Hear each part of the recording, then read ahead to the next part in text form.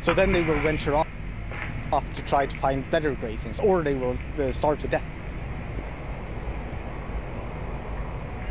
Across the Arctic, reindeer and caribou have fallen by 2.5 million in the last 20 years, half the world's population. There are many reasons, but chief among them is the loss of foraging due to climate change. With what's going on with the climate, it has really taken a toll. It is looking dark, but I still have to have hope. You still have to think that the future will be better, and it will be better for future. My roots go so deep in this landscape. It goes so deep. We have been here for forever.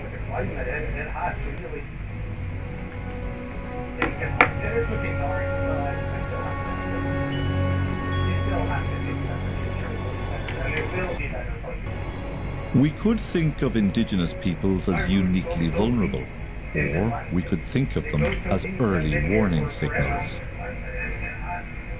Communities of the Arctic are canaries in the coal mine, whole civilizations on the brink of losing their way of life, their culture, and their due to climate change. Today, it's them.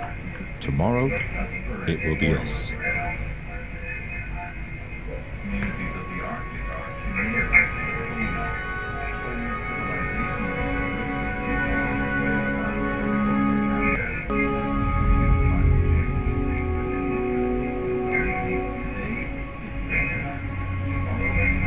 We are surrounded by tipping changers, points of no return that we could cross at any time in the next 10 years, like the one hidden underground in the Arctic, a trapped and long dormant deposit of carbon, twice as much as is already in the atmosphere. Under our feet and mind, we are unaware that the more we warm the planet, the more we are rousing it to deadly effect.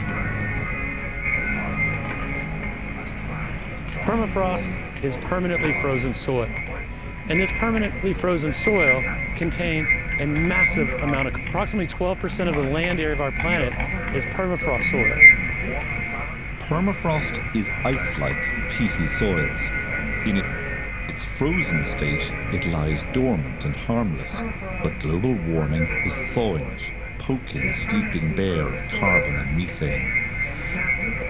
At the top of the world of potential It's time. It's calculated in thousands of billions of tons, and the more of it that is released, the more warming it will do, the more that will be released. So going from here to the east, we would go to Finland, and we would get to Russia, Canada, Alaska, Greenland, and come around to Norway, and then we'd be right back here. That entire landscape, the soil, the peat under our feet is frozen in permafrost. Yeah, now in the mountains here we have permafrost, but it's a different type of soil. The peatlands are primarily in these areas where you valley down here.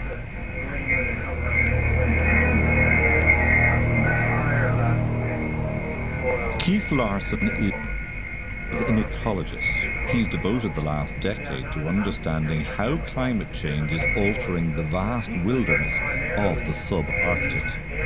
We're to a circle close to a village called Abisko, where there's been a scientific research station since 1913. So kind of almost spanning most of the modern climate change. Scientists here have accumulated over a century's worth of data that sheds light on how fast the permafrost is releasing carbon dioxide, and the ground is now sinking where the ice is thawing. We're actually in a permafrost mire, where the soil below our ground is peat. But some of that peat is permanently frozen, or it used to be permanently frozen. And I'm elevated right here, and that's because of frost deep down in that peat soil, but there's ice, and that ice essentially lifts the soil. Okay. So where you're standing, the ice is melting, as well as the permafrost thawing. If we go back in time, everything was elevated here. Then gradually, as we warmed our planet, cotton grass type habitat, it's quite spongy. You can hear it squelch under you as well. Yeah, exactly.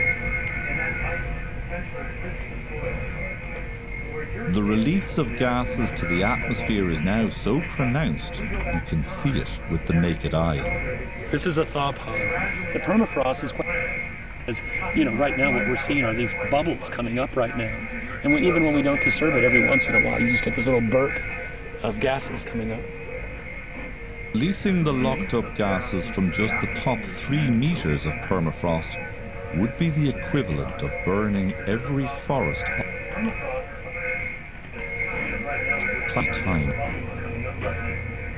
It's not a matter of if, it is already thawing. And the bad news is, thaws, some of that carbon winds up in the atmosphere as either carbon dioxide or even worse as methane, which is about 25 as potent as carbon dioxide. And so how deep? Yes, Diddy, you won't see it right off the rip. What you're gonna have to do is go to the top left under docks, and from docks you should see this thing called multi-output. Some of that permafrost is as much as 1,400 meters thick. We are experiencing climate change in real time here, like many places in the world. When I first came here in 2013, I was surprised that it would rain. But in the last 2 years, it's not only raining in October, November, December, but January, February, March, April, and May. So we're reveal how each year a little more of the permafrost turns from an inert to a living and breathing organic soil.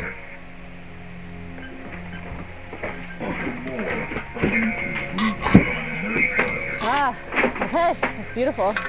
Each core sample is like a thermometer reading of the soil, charting from year to year how much is. So I kind of suspected this was true, but we have this frozen active layer still here. So from here to here, we've lost in about 20 years. So in 60 years, this much has thawed and has released, Lord alone knows how much, across this entire landscape. This entire landscape, this entire region, and really the globe. Just like the Greenland ice sheet melt, much of what Jessica is monitoring on the Swedish tundra isn't yet included in the official scientific exchange. And once again, it is also moving faster than the official forecast. Alright, so here's a 10-15. I would say the fact that the public debate is so far behind scientific knowledge is one of the hardest things for me to understand as a scientist and as trying to live on this planet. It can be frustrating that we aren't moving forward with our knowledge. We're kind of sweeping something fairly significant under the rug. By not accounting for these permafrost habitats, we may actually be completely offsetting everything that we say we're doing, taking a proper account. Every tiny fraction of a degree of increased warming does more to poke the sleeping permafrost bear. The good news is that scientists think that stopping those emissions would over time stop the thaw. The bad news is the only fix is to stop emissions.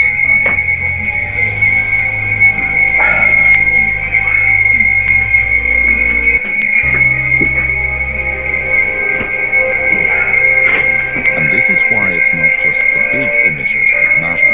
Small too. Every ton of carbon unlocks even more carbon and even more warming. All might think that their contribution is insignificant, account for a third of all the world's emissions.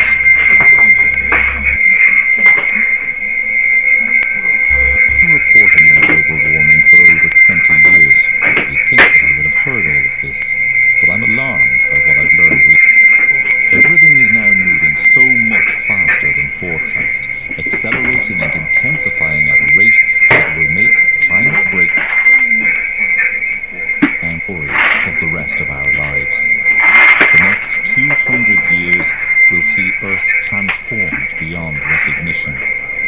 It's still in our hands. I have also heard and seen something else that's important. They feel for the natural world, and even more so for our children. children.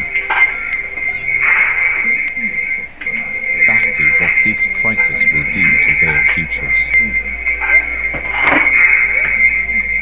We are surrounded though by messages, and as usual, what these scientists, what the planet itself is telling us is, we can't. Have to stop ignoring what is coming, and then be the heroes we want our children to see. The only time left to make that choice is now.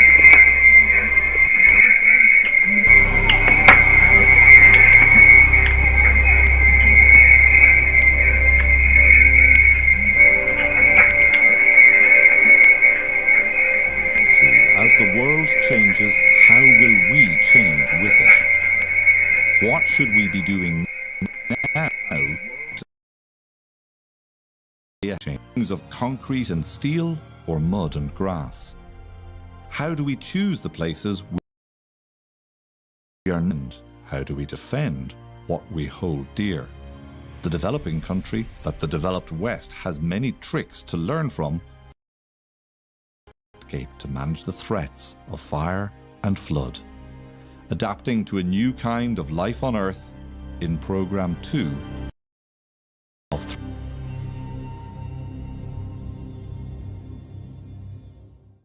The world is getting hotter. In this new examines how at-risk communities will be forced to adapt to a changing climate. The world will need to learn and strong sea barriers. Will Bangladesh's survival strategies be enough? And what's the future for the low-lying Florida Keys? Global warning, against the tide, on Al Jazeera.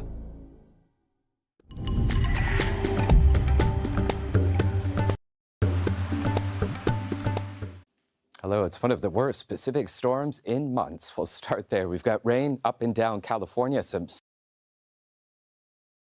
by the time it's all said and done, could drop about 20 centimeters. This then pushes into Nevada State, Colorado, but a warm breeze in Denver to 27 degrees. Remnants, leftovers of what was Typhoon Halong charging into Alaska. Rain and snow there. A number of rescues have already had. And our nor'easter out over the Atlantic, but it has dragged in cooler air. So just 14 in Toronto, 17 the high in Boston on Wednesday. End of that nor'easter, drop in rain into the Bahamas, Hispaniola, eastern Cuba, and Jamaica. Some of that could be bad. And I want to take you back to the U.S. because it's hot of the country. St. Louis 29, Little Rock at 29. That's hotter than it should be for this time of the year. Colombia is still one of the wettest places in the world. Through big bursts of rain around the Amazon jungle too. And things have certainly dried off in Bahia Blanca, looking good at 22 degrees, but we're all up the coast of Chile, and it's a warm day in Asunción with a temperature of 32 degrees on Wednesday. That's it. That's all.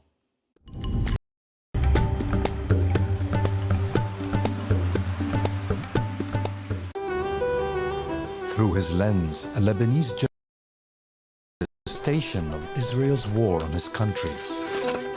Unexpectedly, his own family's struggle for survival becomes part of the story.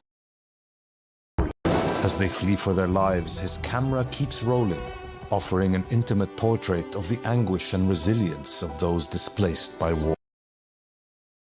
Forced to flee South Lebanon, witness on Al Jazeera. A weekly look at the world's top business stories. If you don't exchange, why didn't they cut the interest rates further? From global markets and economies.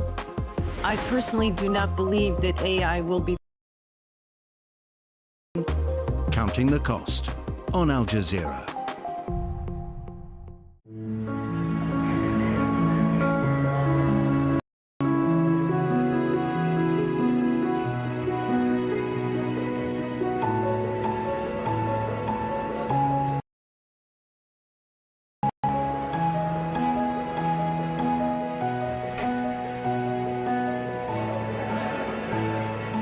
Al Jazeera, wherever you are.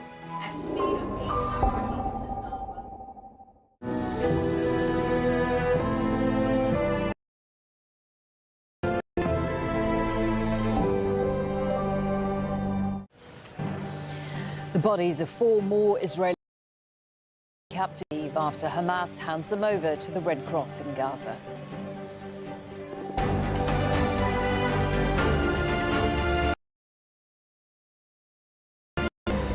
I'm Marlene Saeed. This is Al Jazeera live from Doha. Also coming up, Israel limits the aid it's allowing into these if another 20 captives still haven't been released.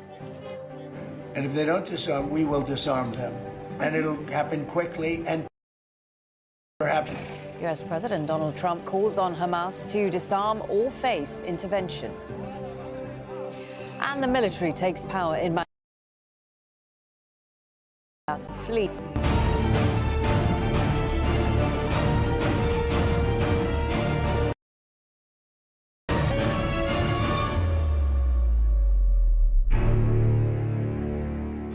The bodies of 4 more Israeli captives have transit center in Tel Aviv.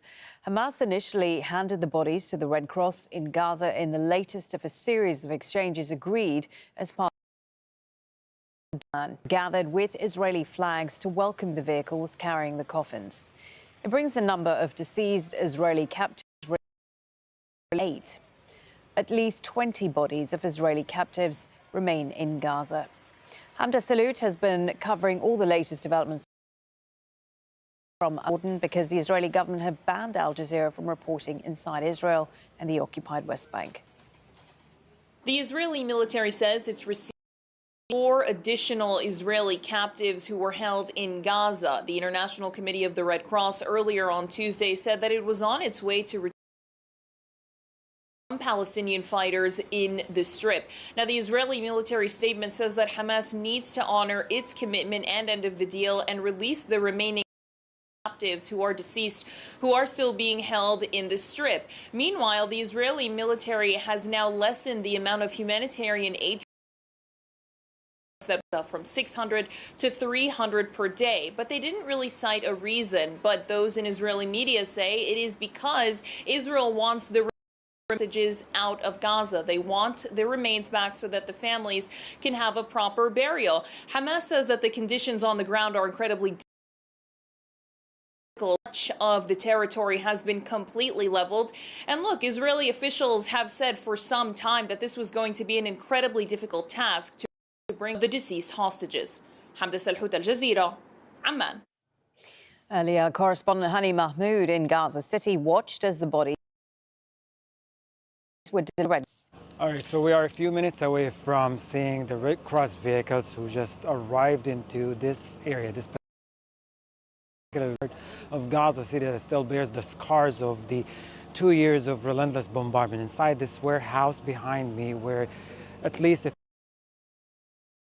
they're right, ready to pick up the deceased bodies of captives, Israeli captives inside the Gaza Strip. Inside the process is going or happening at this moment, transferring the bodies from inside this warehouse into the vehicles, and at any moment now they're the international intermediaries represented by the International Red Cross is here and making sure is secure and dignified. So in a few minutes we'll see them coming out and will be on their way to the Israeli side, to the crossing and hand it over to the Israeli side. At this moment, the cross vehicles are leaving this warehouse where they receive the bodies of the Israeli captives from this warehouse in the background. We're counting 1, 2, 3, and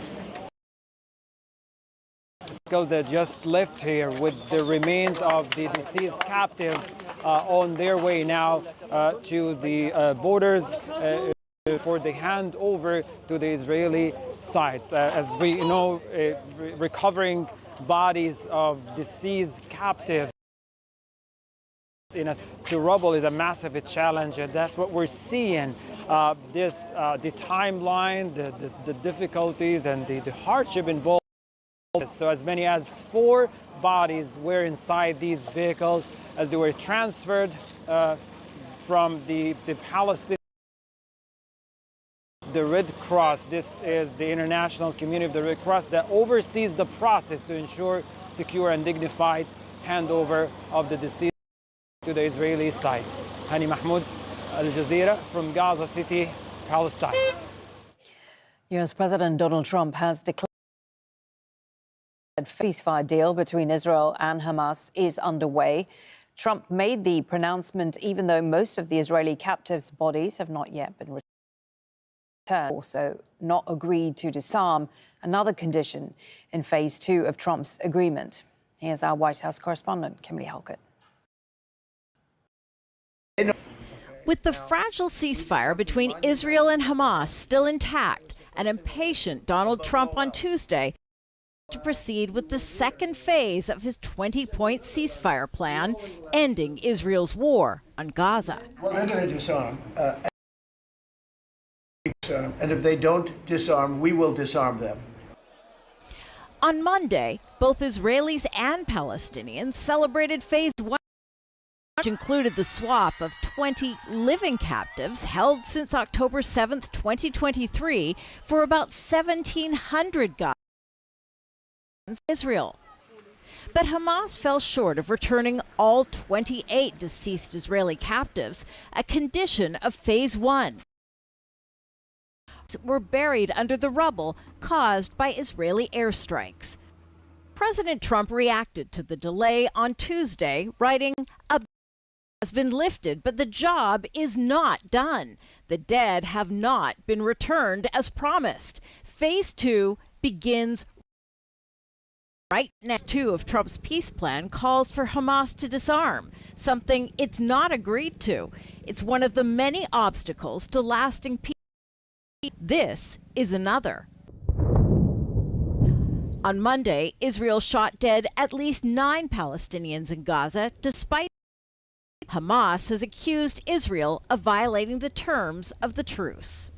President Trump insists Hamas made a verbal agreement through his people at the highest levels, but he's refused to specify what will happen if Hamas does not. Kimberly, the White House. Well, Trump's renewed pressure on Hamas follows Israel telling the UN it is halving the trucks allowed into Gaza on Wednesday. 600 trucks should be entering the Strip daily. Israel will only allow 300 on Wednesday. Hamas deal on the return of captives' bodies. The humanitarian situation inside Gaza remains dire, with an urgent need. AlJaazeera's Gabriel Elizondo has more now from the UN headquarters in New York. Al Jazeera has seen the letter we obtained. Israel tells the UN that it will implement sanctions related to the humanitarian agreement. The number of humanitarian aid trucks allowed into Gaza to 300 a day. That is far below what humanitarian officials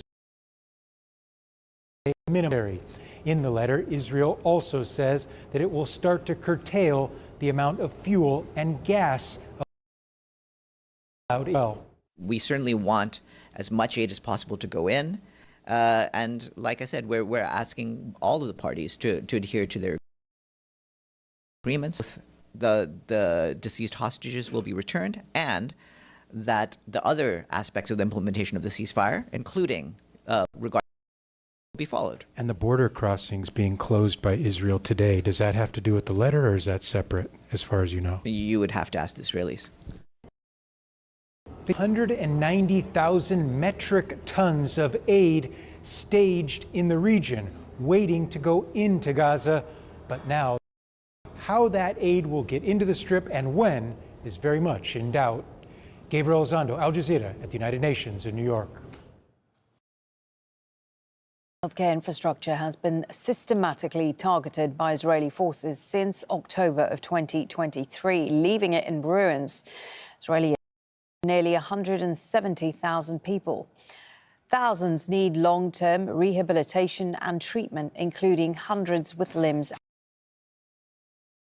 and blindness. But Gaza's health services have almost completely collapsed. 38 hospitals, dozens of health centres have been destroyed or forced to close, leaving the population with almost no access to medical care. And a severe famine is gripping the Strip, which are malnourished. Aid agencies warn starvation is spreading rapidly. Dr. Ahmed Mokhati, plastic surgery at Al-Shifa Hospital. He says healthcare needs in Gaza are immense. I think this time is very, of the peace, the ceasefire, the people don't notice that nothing changed on the ground. We still have a softer way of the ethnic cleansing in Gaza. The famine is still there. There is no electricity, no water, no petrol, no food. All of this, Israel is still controlling the borders with very minimal access to everything in Gaza. They denied most of the surgeons tried to enter Gaza to support. So what's happening is a continuation of the ethnic cleansing. What's happening is a continuation ground.